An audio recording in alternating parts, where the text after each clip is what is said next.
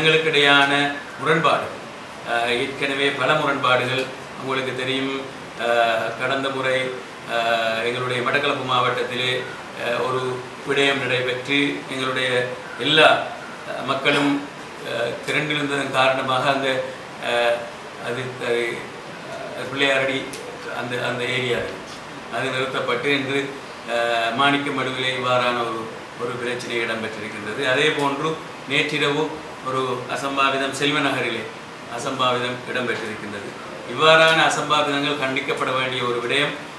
ஏற்கனவே 1960களிலே இருந்து வாழ்ந்து வந்த மக்கள் யுத்தத்தின் காரணமாக இடம்பெயர்ந்து அதன் பின்பு மீண்டும் அவர்கள் 2009 குடியமர்த்தப்பட்டு இருக்கின்ற அவர்களுடைய நிலங்களை 2014 ஆர்கியோலஜி என்றும் வெவ்வேறு விதம் என்றும் நாங்கள் கெசட் பண்ணிவிட்டு மக்களினுடைய முழு காணிகளையும் இரவோடு இரவாக பறிக்கின்ற அந்த நிலை மாற்றப்பட வேண்டிய தேவை இருக்கின்றது. ஆகவே இவ்வாறான நிகழ்வுகளால் இனமுறுகள் மீண்டும் இந்த நாட்டிலே வெடிப்பதற்காக ஒரு சில சக்திகள் தூண்டிவிட்டு இந்த அரசாங்கத்தை கேள்விக்குட்படுத்துகின்ற யதார்த்தத்தை நாங்கள் புரிந்து கொண்டு இந்த நல்லாட்சி அரசாங்கம் இது சம்பந்தமாக சரியான தீர்வை எடுக்க வேண்டிய தேவை இருக்கின்றது. இவ்வாறு தான் முன்பிருந்த அரசாங்கத்தையும் இவ்வாறான ஒரு சில சக்திகள் பாரிய இனமுறுகளை ஏற்படுத்தி இந்த நாட்டிலே ஒரு